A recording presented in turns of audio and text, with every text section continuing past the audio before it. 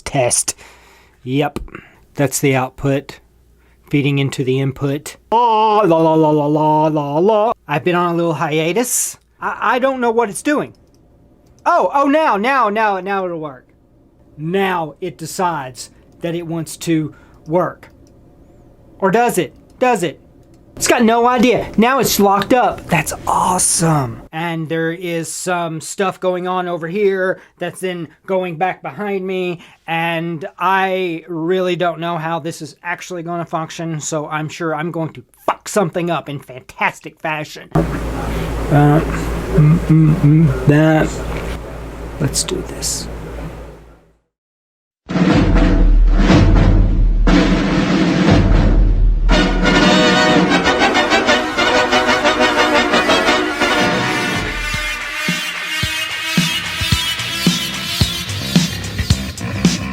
I don't know how to put this, but I'm kind of a big deal. Welcome to the Spilt Bean Manic Movie Reviews. Breaking down this business we call show.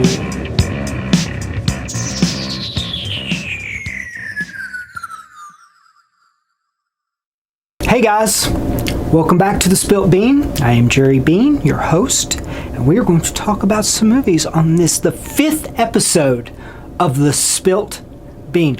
What are we going to talk about today? Well, we're going to dive into some Dear Evan Hanson. You know me, you know musicals. This one looks interesting. It's got a nice little knot that we need to resolve. So we're going to talk about that. We're also going to talk about the Suicide Squad. Wasn't a big fan of the first one, but this one might change my mind. I've got some takes on it as well. Going to chew on Ryan Reynolds' latest and greatest, the hitman's wife, Bodyguard. And then this right here, we're going to rant about some Fast and some Furious. Oh yes. And then we're also going to deep dive into some messed up shit. So let's do this. Dear Evan Hanson. This one looks good. This one's got some interesting, an interesting moral dilemma involved. So let's take a look.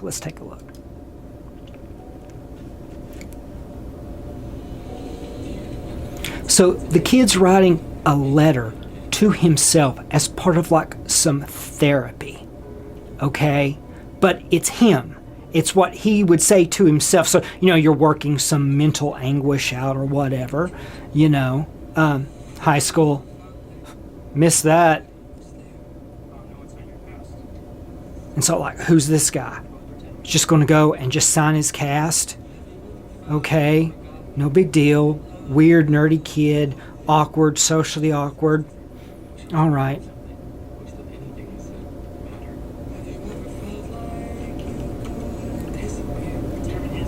Yeah. Oh shit. So some kid takes this fucking letter, runs off with it. All right? It's weird, it's awkward. How can it get worse?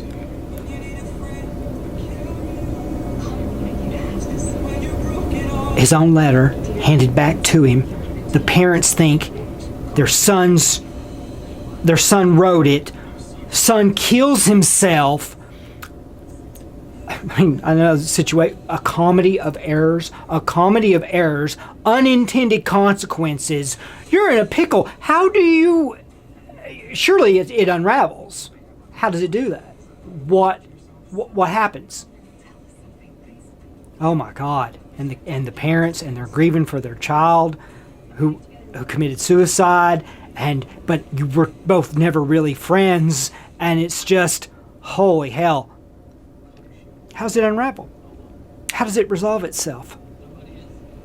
There's a complexity to it that I just find fascinating. And then on top of it, the music's pretty. My type of musical. I mean, there's other types where they sing everything and they spell everything out because everything has to be in song. No, No, I like it better when the songs themselves are very well thought out and they're very well developed and there's poetry and there's rhyme and there's melody. Is this later in the movie? Is it early on? What's going on? Does he come clean? Hey man, we were never friends. This is just a weird little thing of errors that have just made a very unique situation. Oh yeah, man. I already know you. And I love you. Don't know anything about it. I think it's fascinating. I think the whole dynamic from the get-go is very complex. You know? It's involving a lot of stuff, so I'm looking forward to seeing it. I really am. Absolutely. Got some good people behind it. La La Land, and The Great Showman, all that stuff, so I expect pretty good things about it. All right. Suicide Squad, DC's version of Guardians of the Galaxy. Why? Because they brought in James Gunn to helm it up, man. And that's what DC needs. DC needs something that's not so serious. It's breaking away from Snyder's very intense, which, hey, that's a whole other conversation. But I can get behind me some Snyder DCU, okay? I really can. I think that's what it should have been the entire time. But it's nice to see that they're staying in the universe, but you know what? We're just going to go off and we're just going to do something fun. We're just going to do something funny. That's what we're going to do. So let's take a look. Idris Elba. Badass. Love to see that story, but I don't have to. It's not necessary. Viola Davis. Incredible. Oscar caliber. Academy Award winner. Top of the food chain. Top of the food chain. In this movie. I would take such extreme measures in this mission more important than you could possibly imagine. Are you in or out? Good. Let's meet your team. It's okay, I'm not okay. Yeah, just a group of characters, man. Peter Davidson's in it. Yeah. John Cena. Cool. Margot Robbie reprising her role, which I'm still not sure what Harley Quinn does, but that's fine. That's fine. Great casting. Great casting. You forgive it.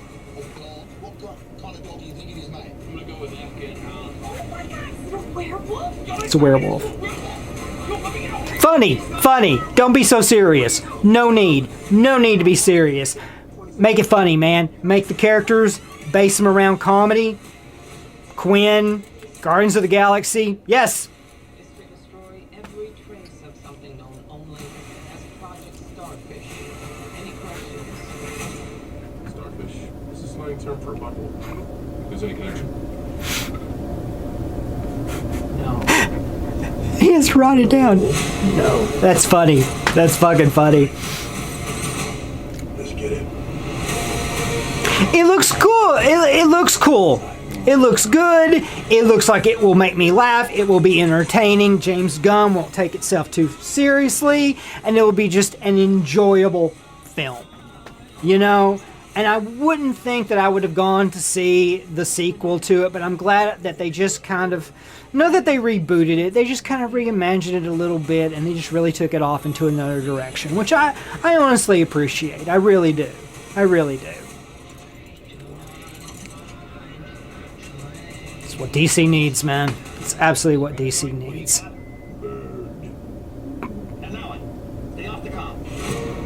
Funny. Yeah, looking forward to that too. I think it's out pretty soon. I think a Black Widow is what's coming out next week, something like that. So anyway, moving on. The big chew this week, the hitman's wife's bodyguard. Here's the thing, man. Great cast, solid acting. You know, Antonio Banderas, Selma Hayek, Samuel Jackson, Ryan Reynolds. You know, and their little duo, they work, man. They work. They are funny together. But you know what? That's just it. They work. and they're really good together, and they feed off one another well, and their timings are compatible, and it's just that ace in the hole.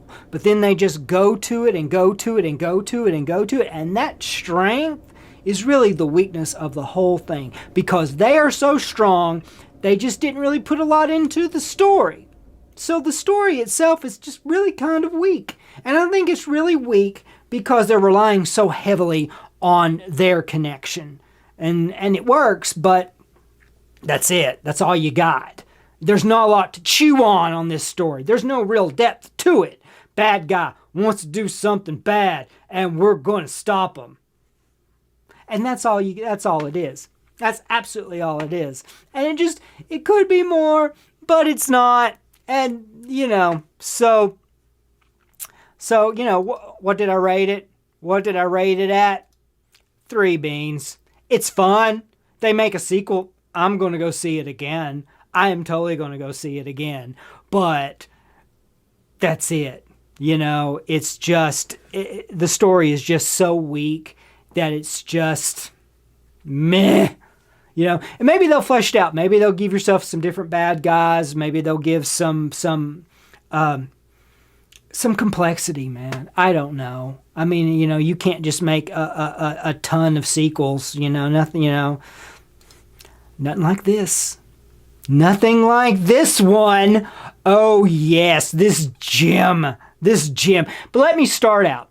Allow me to start out. And let me just say, I have a need, personally, in my life. I have a need for fairness. Yes, I said it. Fairness. I must feel in almost every dealing that I undertake at some level that I am being fair. I am being fair to you. That is a need. That is a need that I have. And so I wish to extend that sense of fairness upon the Fast and Furious franchise. Okay? Because I don't want to just hate on something because it's popular to hate on it. Okay? I like Nickelback, for Jesus' sake. Okay? So I get that some things can just be fun to make fun of, and they can be popular to cast shade upon, all right? That is not what I wish to do with Fast and the Furious franchise. The overdoneness of it all, okay? Despite that, okay?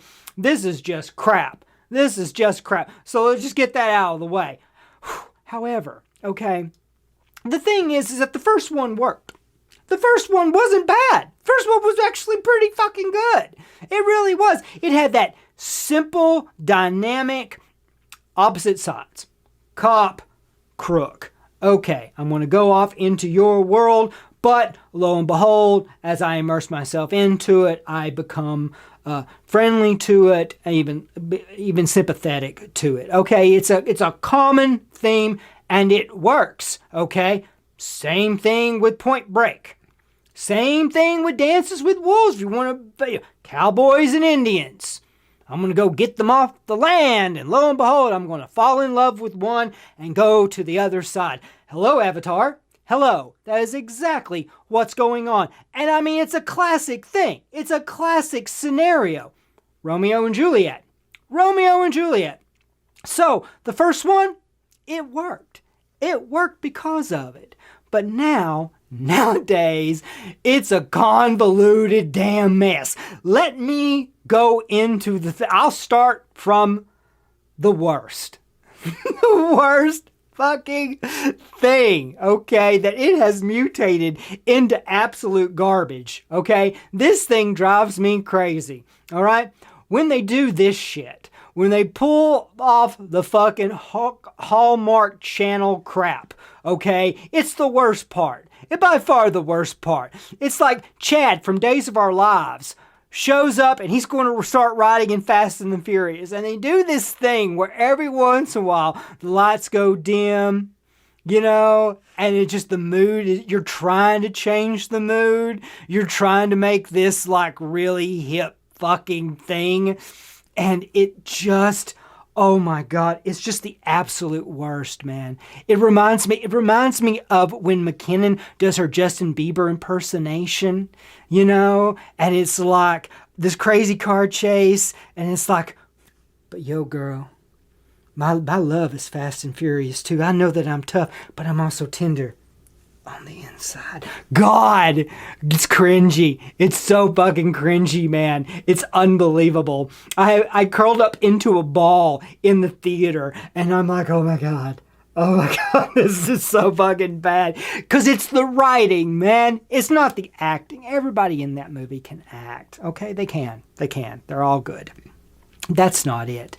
It's just your writing and your timing is such shit. It's absolute shit. And it's just cringy. It's so fucking cringy, man. Yo, girl, my heart is open for you.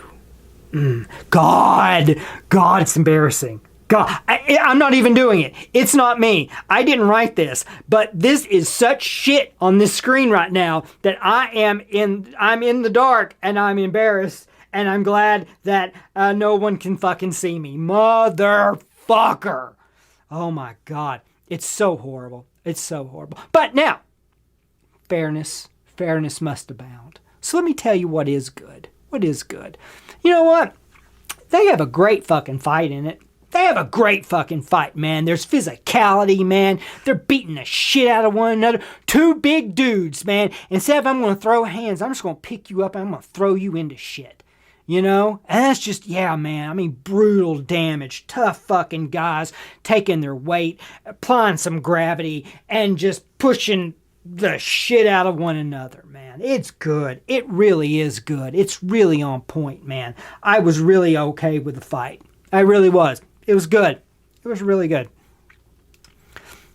This was good. This was good. Cool as fuck, man. They had magnets in the cars and they were trying to stop this. Like, imagine if a semi-truck was a fucking tank, okay? And you're trying to stop it. But you can't just pit it and you can't slow it down. It's just a tank. So what can you do? Well, you've got these crazy electromagnets in the back and they're just cranking up and they're able to throw fucking cars into the shitting thing. Oh my God. It was great. It was cool as fuck. It really was, man. Right? And I mean, you're into it. It's awesome and everything. But girl, I know, but there's heaven, baby. In my heart. Oh my God. Oh my fucking God. It's so bad. It's so bad. You know? So what did I give it? What do you think I gave it? Because 5. Let's start. 5 beans. 5 beans is something I am owning. It is a parable.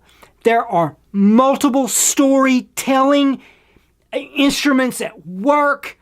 They're all merging and combining. Oh my God. And I can go back to the well on this movie over and over again. It's incredible. Okay?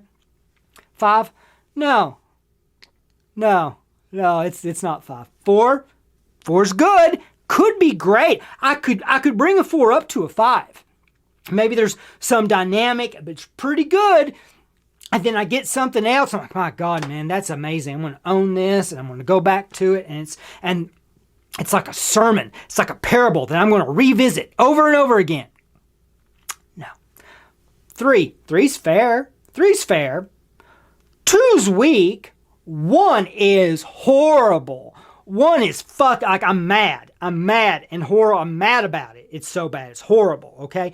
0. I walked out. I didn't care. I didn't care how you ended it. I didn't care what you did. Could care less, right? That's 0. And there's a few movies like that. But what did I give? What did I give Fast and the Furious? What did I give Fast and the Furious? I gave it 2. I gave it 2 beans. Why not 1, you hating son of a bitch? Well, you know why? Because it's fun to make fun of. Because it's fun to make fun of. That has to count for something. If you suck and you're a horrible movie, don't get me wrong, there's no redeeming quality. The only reason I even watched it was because I had no fucking choice. Okay? But 2 beans. Why? Because you're fun to make fun of. And that has to count for fucking something. Oh, you're a horrible movie. You're just fun to make fun of. So, and really, man, that's not even the real lesson. You know what the real lesson of Fast and Furious is? Mortgages are real. That's the message. That's the lesson of Fast and Furious. Never ending saga. Mortgages are real. They exist. They don't pay themselves. Oh, whew. All right, guys. It's time for a deep dive. Oh yes, this is where something that has that I want to really break down for you. Listen, real quick, spoilers, on top of spoilers. Okay, every little nugget of anything that was worth a damn to talk about, including the ending and including the twist, I'm going to now divulge. That is just how it is going to go. Okay, and then on top of it, I really need this to be from me. I don't really work with the script. I don't really have sometimes I make little notes that I can kind of know what I really want to discuss. But most of it, man, is just this free flowing outflow of blah, manic shit. And it crosses my mind and off I go. And now I'm just running and I'm just doing my thing. And I can't even help myself. So that's kind of what these deep dives are going to be, where it's just it's a parable, because for me, that's how it is, man. Movies are they're entertainment and they're fun and they're an outlet and all that stuff and hobbies and all that sort of stuff. But really, when I really dial it down, man, it's really quite a spiritual experience. It's really quite a spiritual thing. It's really quite a communication, And these are just stories, and they have to land on you, and then the soil has to be good enough for it to really penetrate, And that's really what they are to me. They've always been that way. Always been that way, from the first movie until now, man. And now we're going to talk about one of my favorite parables. Oh my God, here we go. The Neon Demon. Now, is it my favorite movie? No. And where does it rank? I wouldn't be surprised if it's somewhere in the top 10. Really. I don't think it's in the top 5. I think I can think of 5 movies that I like a little bit better. Man, but the title that this movie does have, it is the funnest movie for me to show people who've never seen it. Oh, because it's scandalous, man. It's scandalous and it's taboo, and I know where it's going to go, and I know how uncomfortable it's going to make people. Love it. Love it. I love showing it to people. It is absolutely fun as fuck. I love it. Love it. Love it. Love it. I can't even begin to get around it. But anyway, so now we're going to talk about this. We're going to take a deep dive into it. What is the Neon Demon about? Okay, well, you've got Jessie. Jessie is the main character, okay? Pretty girl moving to Los Angeles to become a famous model, okay? And she's there and she meets Ruby, and Ruby is a makeup artist that just kind of gravitates to her and stuff. And then Ruby introduces her, Jessie, to her friends, okay? And you have Gigi, who is just a plastic Barbie doll, absolutely shallow, rude and catty and all that sort of shit, and just the epitome of what you would think of. This shallow, hollow model who's obsessed with her looks, and as a result, though, she's also very catty and very bleh,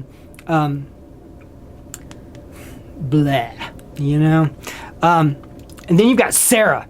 Sarah is super important, man. Sarah is super, and I don't want to really get into the why of it just yet. We will expound greatly upon Sarah, okay? She is another one of Ruby's friends, okay? So Jessie goes out. She goes out into this world, this little modeling world, and she meets with this agent lady, okay?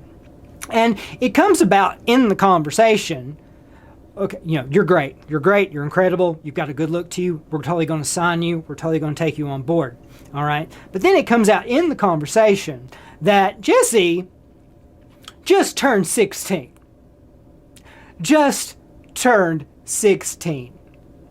I'm going to go into that a little bit more and stuff, but then the agent lady tells her, says, if anyone asks, you say you're 19. 18's too close to it, and people will freak out if they know you just turned 18. So you're going to lie, and you're going to say that you're 19. Well, nobody's going to believe that, Jessie says. And then her reply is, People believe what they're told. People believe what they're told. So it's just, there's this nice little kind of deep nugget there to chew on about people and people believing what they want to believe. And okay, there's a little bit of depth to it. All right, that's fine. But anyway, she gets signed on because she's a pretty girl and this agent's all about her and has sent her pictures off and she's going to get photographed later in the week and everything. And that's just a fantastic scene. And, but there's like this whole cast of characters, man. And, one of them, Keanu Reeves is in this thing, Hank. And Hank owns a seedy hotel where runaways go to. That's what Hank does. I don't mean Keanu Reeves, I mean Hank, because Keanu Reeves channels some other entity. You know how like it's always Keanu Reeves? You know, Keanu Reeves, really playing Keanu Reeves as Neo and as John Wick, but it's really Keanu Reeves and stuff. This isn't. This is Hank. And Hank is kind of just scummy. And it's interesting. It's interesting to see because you've not seen Keanu Reeves that way. And he has a few interesting scenes in this. And, you know, and speaking of fucking creepy, Jack. This is Jack. Jack's the photographer, and Jack is creepy as fuck, all right? This scene is fantastic, man. This scene is so good. It is so good. It might be probably like maybe my second, third favorite scene, but it's so good, man, because Jack is creepy as shit, as you can see, and he has this stare. And so Jesse goes to this photo shoot. Ruby makes her up. They take her out, right? And he locks eyes with her, man. He's instantly just staring at her. And I mean, he's not letting up at all. Just looking at her, goes over, grabs her by the arm, leads her over, stands her around, and he's just inspecting her. Never says a word. Never says a word, right? Takes her over, looks her up, and then like announces, like to everybody, thank you everybody for your work on this. I really appreciate this. This is a closed set now. I need everybody to leave us alone. It's like, okay. All right, this is kind of going south a little bit. All right, no big deal. So everyone leaves. Now there's this girl, okay, standing there with this photographer with that fucking look on his face the whole time, man, just death staring her, you know? And he looks at her and he says, take off your clothes. Like, oh my fucking God. So she does. So she takes off her clothes, right? Because she takes off her dress. She had a dress on. That's what he meant by clothes, right? Clearly not everything. Oh no. And real quick, let me just touch base on this again. This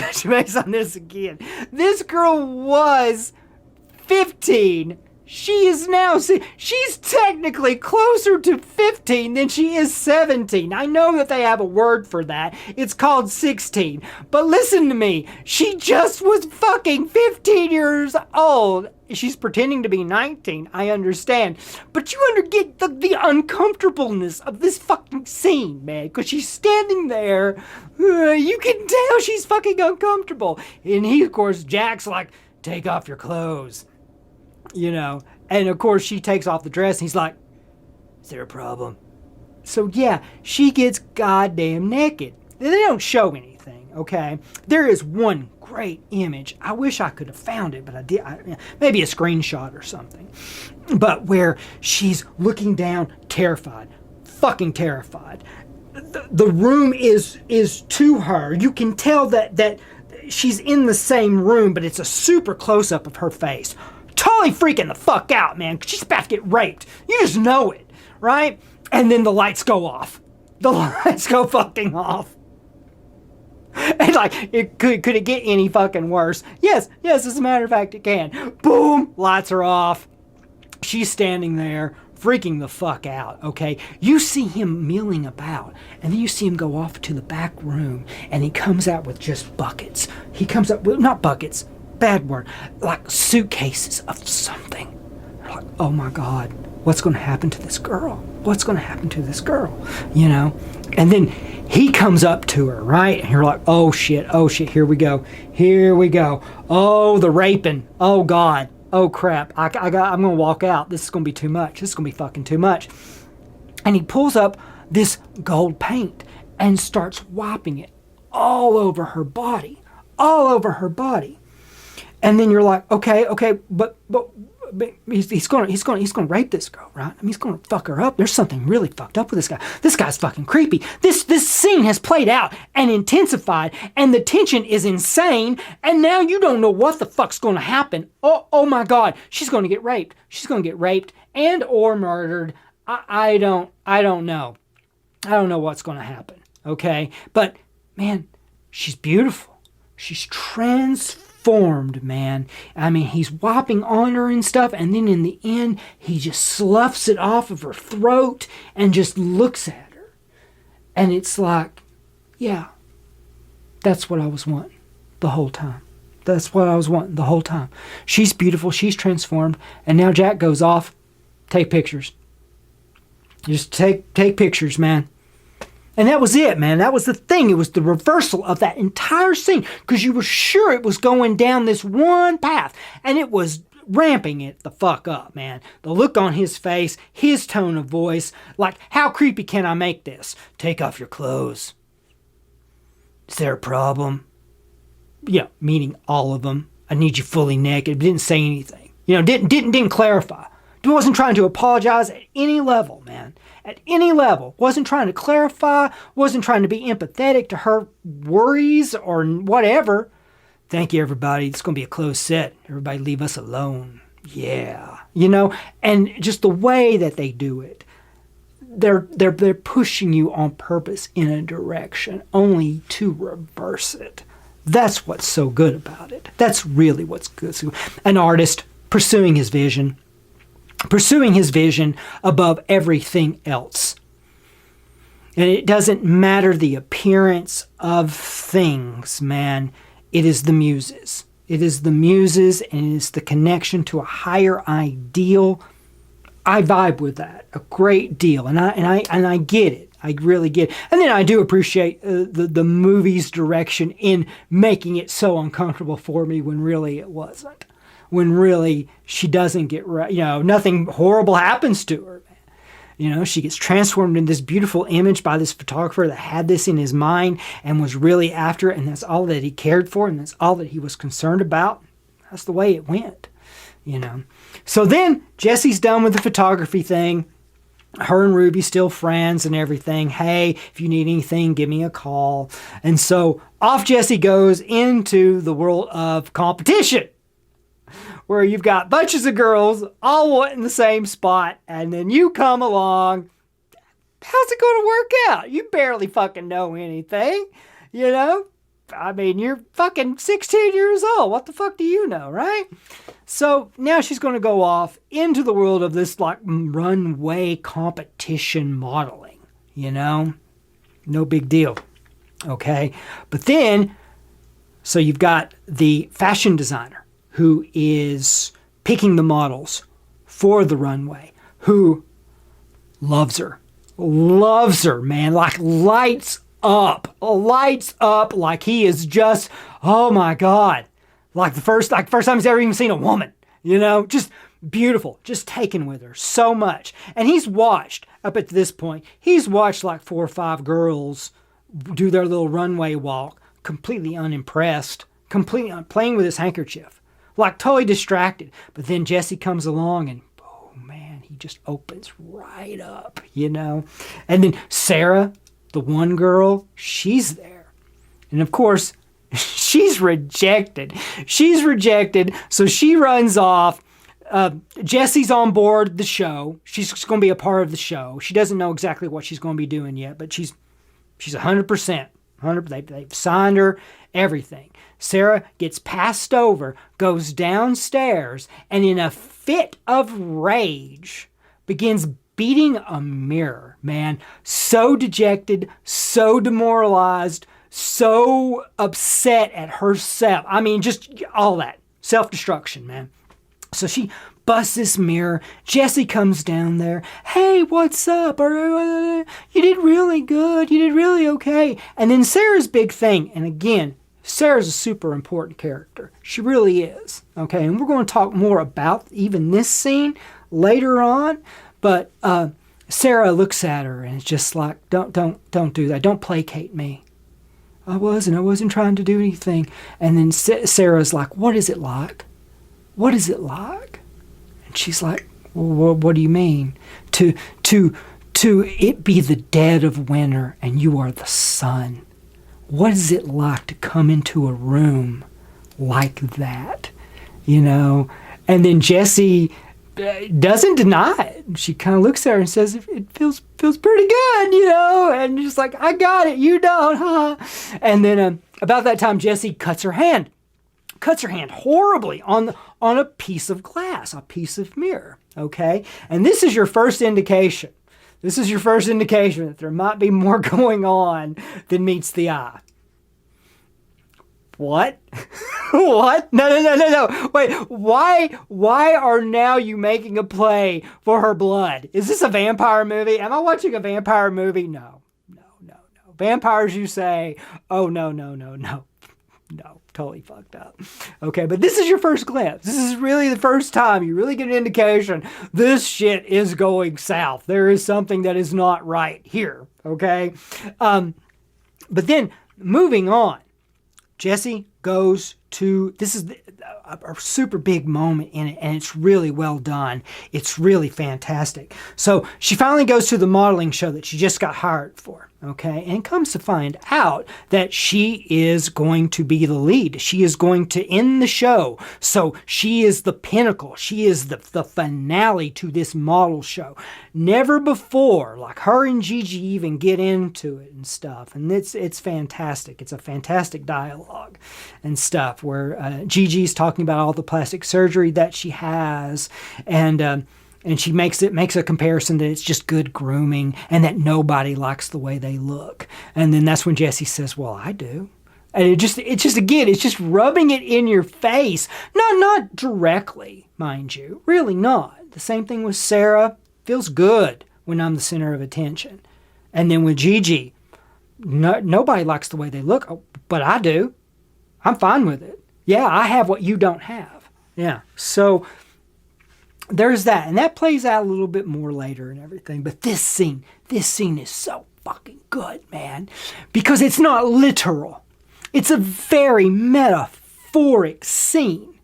You're not really showing me what's happening, not on the outside. Far more interesting is the internal psychology of everything. What's going on inside Jessie's head? You know, what is that transition? This is an internal psychological transition from knowing that you suspect that you're pretty. You suspect that you have something. Some people seem to see it. The agent hired you.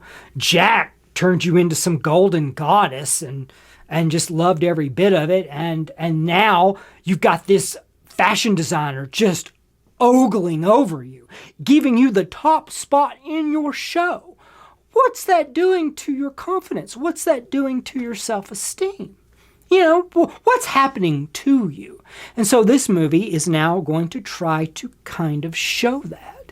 And it's a brilliant scene. It's fantastic. Mirrors, reflections of her, a transition into another self, you know, that takes over. And even her acting is so good in this because at one point, you know, she transforms in it, you know, and she just, boom. Man, the coloring changes, the things on her face changes, and then it's just showing mentally that transition. You never see a fashion show. Not really. They kind of do a beginning little scene and stuff, but you don't really see it. You don't need to, man. You don't need to. That's not what's important. The important part of her is that she's coming into an understanding of herself. And then after the show, man, boom, Phoenix rises, man. True understanding of your place. And then it goes into absolutely something fantastic and profound, okay? She goes to a bar with her boyfriend, well, a club, a restaurant, whatever. And Roberto, the fashion designer's there, Gigi's there, and they're all sitting at a table and they're having a little conversation, and Jessie and her boyfriend walk in. And then there is this great little insight. And I don't know how exactly it gets started, but it involves Jessie's boyfriend, Roberto, and Gigi. Roberto makes Gigi stand up, and then he asks Dean, that's his name, the boyfriend, what do you think of Gigi? And he says, she's okay. And he's like, yeah, she's all right. She's all right. And then it goes into this great insight that you can always tell when beauty's manufactured. You can always tell when it's really fake. It's not really true. You know, that beauty is our currency. It is what we deal with. And without it, we're nothing. So we have to go, yes, it is shallow and all that kind of crap, and it's just about physical. Yes, it is. It is. But you can always tell when beauty is manufactured. And then he's like, Gigi's all right, but look at Jessie. Look at Jessie. And the phrase was, she is a diamond in a sea of glass. Right? Well, Dean is now, what are you trying to tell me? It's all about her looks. And I mean, he blows up. He's all upset. He runs off. No big deal. And then Jessie just stays behind. Later on, though, Jessie and Dean meet back up. Dean, of course, is pissed off, man, because he thinks that all these people are just fucking shallow pieces of shit. And, you know, looks don't matter. You know, it's fashion, man. It's modeling. It is what it is, you know. And he's like, you want to be like them? Is that what you want? You want to be like them? And she looks at him, just absolutely just straight on, says, I don't want to be them. They want to be me. And it was just, it's fantastic. There's just a great reversal there from what she was to what she became. Like, she is becoming this very aware person. And I just think it was just fantastic. You know, it really is. So anyway, she goes on back to the horrible Hank Hotel and everything. Almost gets murdered. Some guy tries to break in on her and stuff. And it ends up killing the girl next door. And she hears it through the wall. Nothing crazy goes on. Nothing crazy happens and everything. But anyway, so Jessie calls up Ruby. Okay? Hey, you know, I need a place to stay because I live in a murder hotel run by Neo from The Matrix. Exactly. I can't stay here. It's fucked up. So Ruby invites her over. Says, yes, you can come stay at my place. I'll take care of you. So Jessie goes over to Ruby's. No big deal, right? Everything should be good. Okay, but then Ruby tries to make her intentions known. You ain't just coming over here to hang out, lady. Oh no, I'm gonna make the move. Oh yeah, man. So anyway, rejection. Rejection. Because not only is the girl 16, the girl's also a virgin. And sex in any form scares the shit out of her. And especially with some girl that just is trying to get it on with her, man. It's fucked up. It's kind of crazy. But that's not what's the most important thing about this. It's what really is the most important thing is Ruby's side hustle.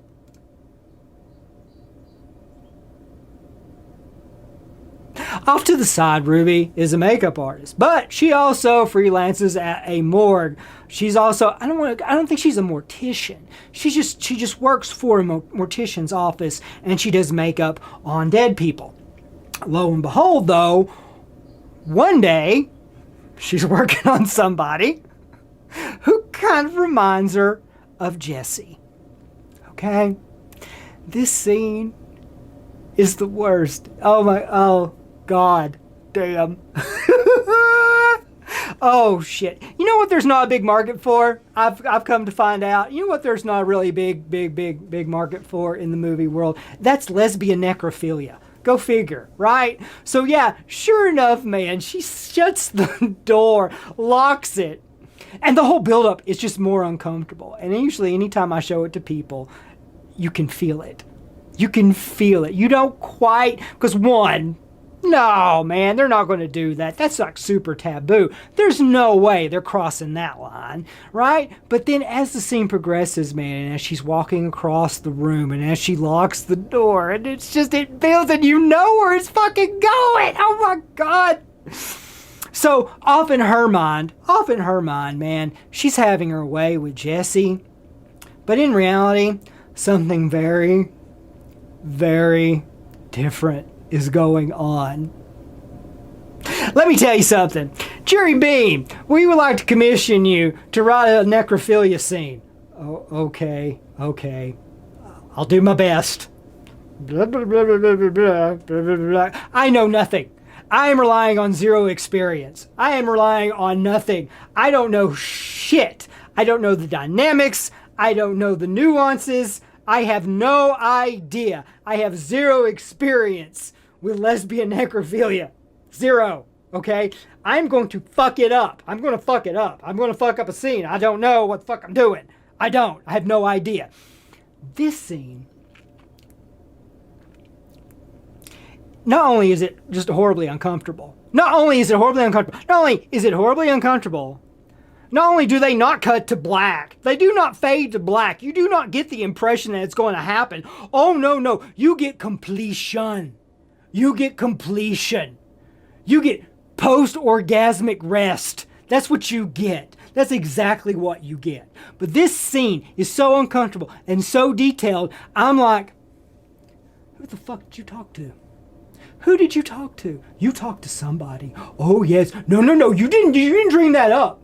Oh, no. You talk. Who in the fuck are you interviewing for this? Holy crap. Oh, my God. It's so uncomfortable, man. It's fucked up. It's absolutely fucked up. But so you know, between Girl and the blood, and then this shit, something's up. Something isn't quite, you're not aware of something.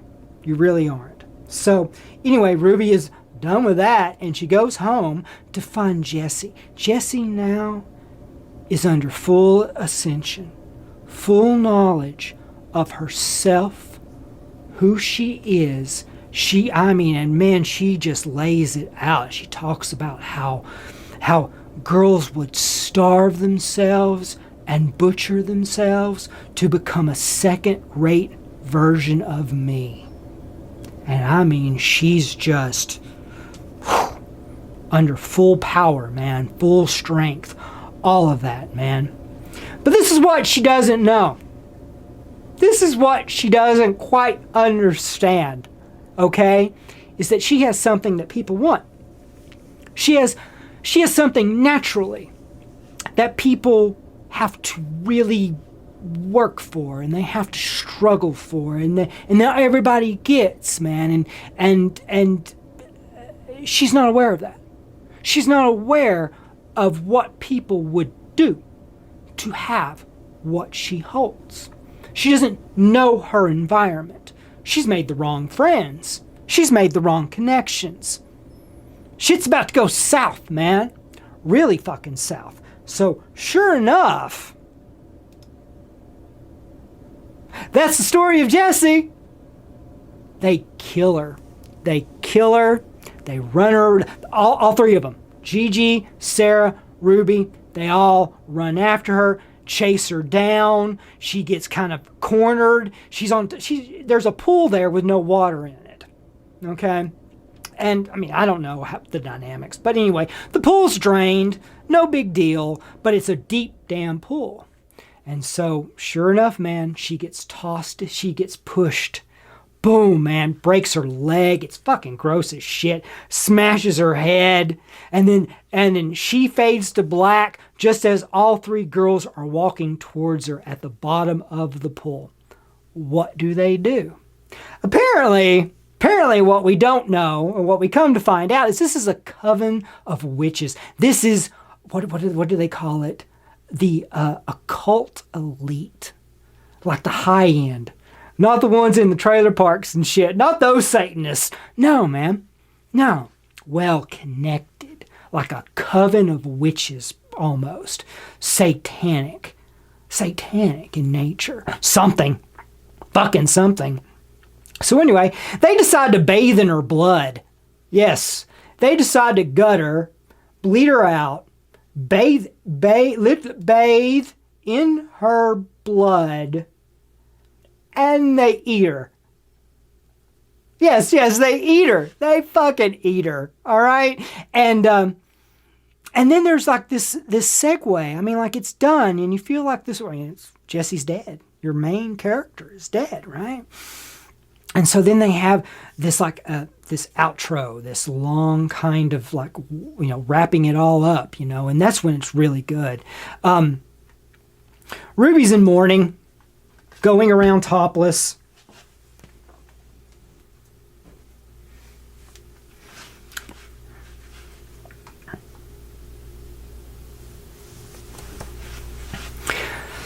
Yeah, Ruby's in mourning, going around topless, but then there's one part where she's laying on grass that's sunken in, and they never say it, but I'm like, that's where you buried her bones. That's where her bones are buried. That literally, you drained her of all of her blood, and now you're laying in her grave. God, this is so fucked up. And then there is like this crazy, like satanic ritual. There is like this crazy moon-lit downtown LA, moon shining through. And then I'm going to lay down and you want to say piss. You want to say you're pissing in the floor, right? But here's the thing, man. It's kind of thick. And it gives me the impression, I mean, I could be wrong. But it gives me the impression that it's blood. It gives me the impression that it's blood. And that you have just given yourself some fucked up like blood enema of Jesse, and you're laying in the moonlight, and it just has just the creepiest satanic vibe, man. It's some ruthless ritual with adrenochrome or something. I mean, fucking crazy, man. I don't know, but it's wild as fuck. So, yeah, they never explain it. Just adding to their characters, adding to their depth, man. That this is a really, these girls have been doing this. This is some sort of thing that's going on. They have taken a girl that had what they did not. They consumed her, literally, and then they just wasted her away, man. Pissed her out onto the floor, So, anyway, Gigi and Sarah go on a shoot, man. They got newfound power. What the fuck are you going to do? You're going to go on a photo shoot, man. Why wouldn't you, right? But in the process of it, Gigi is having stomach pains, okay? I don't know, tainted meat, some crazy bacteria. I don't fucking know. But it's getting worse. It's getting bad, man. And I mean, she's just beside herself, man. She's like seriously fucked up, and it gets worse and worse and worse and worse. And so she runs off. And she is like in crazy agonizing pain. And then Sarah comes chasing after her, and she's like, what's up? She goes, I want her out of me. So, I mean, there's the confirmation. You motherfuckers ate her. Oh my God. And so she's just screaming and she's crying, and she picks up a pair of fucking scissors, man, and just stabs it into her gut so she can cut Jesse out of her body. So she's literally just slicing herself open. Okay. Oh, let me backtrack. Before that, she throws up. oh God, she's inside of me. Oh God, I gotta get her out of me. Oh God, I can't do it. Oh God. And so she's just in horrible pain and then leaches over, throws up an eyeball. Listen to me, throws up, vomits forth a part of Jesse. And that part is an eyeball. And the eyeball is just on the ground now. Gigi is beside herself and in a fit reaches over, grabs scissors, boom, man, starts to cut her stomach open just to get Jesse out of her. But of course, kills herself, and maybe that was it. Really, just the pain is so much, I can't take it, and I'm just going to end my life. I don't know. I don't know. It never really explains it, never really what was her reasoning. Doesn't need to. Because now Jessie is just checking this shit out, man. Like, she just can't believe what she's seeing, And there's Gigi, gut cut open, eyeball on the floor. That's that little thing right there. Yeah, eyeball on the floor. And Sarah's just, is she upset? I mean, what's going on? And I mean, I know you're thinking like I'm thinking, man. Such an obvious decision. I mean, you going to eat that? Exactly. I mean, what would you do in a situation like that, man? I mean, it's an obvious decision.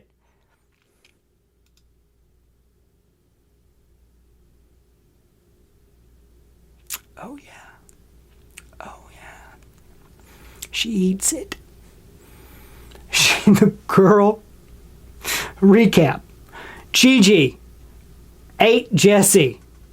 Jessie fucking up her insides. Gigi throws up eyeball. Gigi kills herself. Sarah eats eyeball. God damn. Oh, God. Oh, fuck. Oh, I love it. Oh. Whew. Let's do some final thoughts. Here's my final thoughts. It's really Sarah's story. It's not Jessie. No, it's not Jessie. It's not. Jessie's really a minor character, truth be told. As she dies, she ultimately comes there, she's foolish, she makes friends with the wrong people, she's not aware of her environment, she has something that other people want, blah, blah, blah. But really, Sarah's the one that ends this story. And really, you see her kind of throughout. And there's a difference. But somehow, there is a difference between Gigi and Sarah. Gigi wishes to fake it, and it to be completely fake, and she's catty, and she's rude. She's rude in a way that Sarah is not. Sarah is honestly much more open, much more honest. All of her iterations, all of her scenes, all of her moments, interactions, all of that is one of much honesty. In the very first scene, they're trying to make small talk, and Sarah's not having any of it. She's just like, that's not what she wants to know. She wants to know who you're fucking. And who could you fuck? Who are you fucking? And is it more than me? That's what we want to know. And there was that way throughout the entire movie, man. Sarah comes along in just this honest way. And it's almost like if you can pause the seriousness of it all, the intensity of it all, the taboo subject matter, the photographers, all these things. It's just there's a difference between Gigi and there's a difference between Sarah. And it's almost as if there's such a thing as this chaotic evil and this noble evil. They both will take. But there's just a nuance there with Sarah's character that's different than Gigi's character. And it's a little bit fascinating to me, that they one is simply not worthy of it at all, but the other one strangely is. Well, why is that? Well, when you look back at the character, it's just there's more honesty in her, and there's a truthfulness in her. She never gets vicious, she never gets catty, she never gets rude, she never degrades or belittles or any of that stuff. But she's also not trying to manufacture the beauty. She's not. Just like, I don't know, it's like a pure taker, a true taker, rather than a fake taker and consumer and cannibal. I don't know. But there is just this richness in the story. There is a complexity there. That is good. That is honest to God brilliant. And I think it is truly something, you know? So see, I told you, Sarah's an important character. Sarah is the character. That's the thing. So, whew, what the hell do you rate this? 4? What the fuck? Motherfucker, this is 5, man. I own this movie. I have seen this movie several times.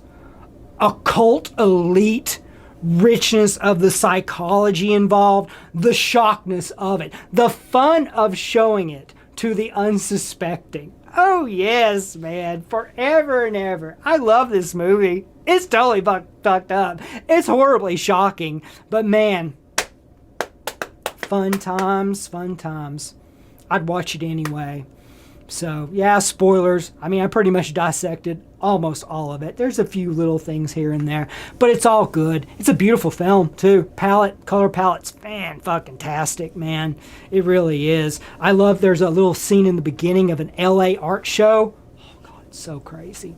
Not an art show, but like a dance presentation thing, techno. Oh, my God. It's fucking awesome. I loved it. So, it's worth a look. I mean, it really is. There's a lot, you know, I mean, I hit the key points, but yeah, you get the gist. But yes, whoo, 5 beans. The sequel. What the fuck am I doing next week? Well, I'm going to go see Zola. I think that, I don't know, man, it reminds me of Spring Breakers, and I've seen Riley Keough in lots of stuff. I hope I'm pronouncing that right. I'm sure I'm butchering it, but I've seen Riley Keough in a bunch of things, man. Lucky Logan. She was in Lucky Logan. She was in The Lodge, a really good horror movie. I mean, I think it was, but I'm not a big horror fan anyway. But I know the roles that she plays. And in this one, she's like that Cash Me Outside girl, you know? I mean, she's just over the top, ridiculous stripper type thing, you know? I don't know, man. She just looks dumb. I know it's a stretch. And that's what I want to see. I want to see, can you stretch yourself out? Can you, what do you bring to the table? Will I believe you? I know you don't really act this way. I really know you act like this or like that. So I want to know, you know, what's the deal? What's the deal? Are you stretching yourself? Are you, how? Make me believe. So I want to go check that out. I want to go see that. It reminds me of Spring Breakers. Reminds me of some like thuggish Instagram, social media inspired event, but it has some narration, I think, in it, which I'm always a sucker for narration. God, man, other than that, maybe Loki. Maybe I'll give Loki a chance. You know, I feel like if if Marvel is going to really continue and get like a reboot or a restart out of it, they have to start exploring this other alternate timelines, man. They need to explore things that give it an avenue of continuation, okay? And this would be it. If there was ever a second win for Marvel, because I just don't see the Eternals carrying it at all. And your little prequels with Black Widow and your little weird shit here and there. I just don't see it. I just truly don't see it. And but I think that if they do have it, it's here. It's in Loki. Absolutely. Oh man, told you that. Oh man, I don't know how long that was. Wow, like an hour and a half or something. I don't know. But anyway, guys, thank you so much. I will see you guys next week. I hope. It depends on how all this ends up looking. Did I fuck it up? Did I make it better? What did I do? I don't know. But anyway, guys, I appreciate it very much. Thank you. And I will see you next week. What does that do? Did that blow your mind? That just happened.